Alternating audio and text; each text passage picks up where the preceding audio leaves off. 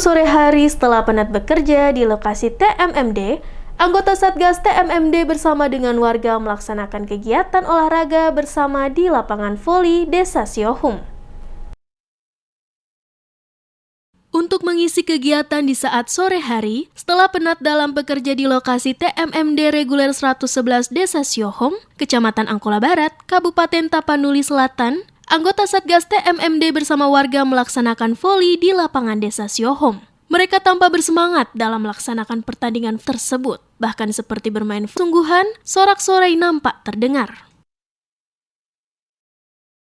Salam sejahtera, kami masyarakat Desa Siohum 2. Kami masyarakat Desa Siohum 2, saya sangat senang atas kehadiran dari anggota TMMD K111 Kodim 0212 Tapanuli Selatan yang telah meluangkan waktu untuk berolahraga bersama untuk menjaga kesehatan dan kebersamaan antara TNI dan masyarakat.